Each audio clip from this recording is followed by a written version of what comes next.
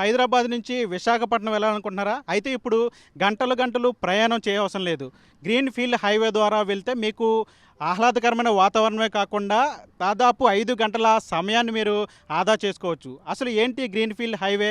ఖమ్మం నుంచి దేవరపల్లి వరకు ఉన్నటువంటి గ్రీన్ ఫీల్డ్ హైవే మీద ఆర్టీవీ ప్రత్యేక కథనం. నేను national green field express highway మీద ఉన్నాను. ఇది తెలంగాణలోని తల్లాడ నుంచి ప్రారంభమై ఆంధ్రప్రదేశ్‌లోని దేవరపల్లి వద్ద ఇది కలుస్తుంది. దాదాపు 162 కిలోమీటర్ల దూరంతో ఈ హైవేను నిర్మిస్తున్నారు.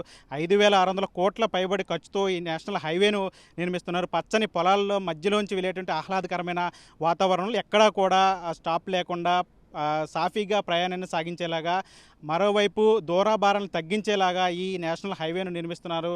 దాదాపు 31 గ్రామాల్లో 2,000 ఎకరాలకు సంబంధించిన భూ సేకరణ చేసి ఈ హైవేను నిర్మిస్తున్నారు. మీరు ఒకసారి విజువల్స్లో చూడవచ్చు. ఈ హైవే ఎంత ప్రశాంతమైనటువంటి వాతావరణం వెళ్తుంది అంటే, గతంలో హైదరాబాద్ నుంచి విశాఖపట్నం వెళ్ళాలంటే దాదాపు 15 గంటలు 16 గంటల సమయం గంటల ప్రయాణం చేయాల్సి వచ్చేది. కానీ ఇప్పుడు ఈ national highway green field highway ద్వారా వెళ్తే దాదాపు 5 నుంచి 6 గంటల సమయాన్ని ఆదా చేసుకోవడం కాకుండా వందల కిలోమీటర్లు దూరం తగ్గుతుందని కూడా చెప్తున్నారు. మరోవైపు దాదాపు 5,600 కోట్లకు పైబడి ఈ గ్రీన్ ఫీల్డ్ హైవే నిర్మిస్తున్నారు. ఈ green field highway 360 national highway 365 బీబీగా నామకరణం చేశారు. ఇప్పటికే దీనికి సంబంధించి పనులన్నీ కూడా దాదాపు పూర్తయిపోయినాయి అని చెప్పాలి. 2 దశల్లో ఈ పనులను ప్రారంభించారు.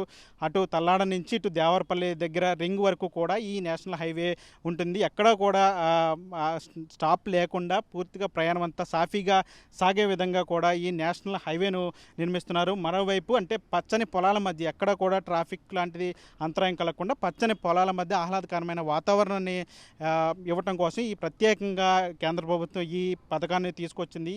ఈ రోడ్లకు సంబంధించి గ్రీన్ ఫీల్డ్ హైవేలను తీసుకొచ్చింది. అందులో భాగంగా ఇప్పుడు తల్లాడ నుంచి ఇప్పుడు దేవరపల్లి వరకు ఉన్నటువంటి ఈ నేషనల్ గ్రీన్ ఫీల్డ్ హైవే పనులు దాదాపు పూర్తయింది. 2 దశల్లో చేపట్టినటువంటి పనులు ఇప్పటికే 90%, ఒక దశలో 90%, మరొక దశలో 70% వరకు కూడా పనులన్నీ కూడా పూర్తయ్యాయి.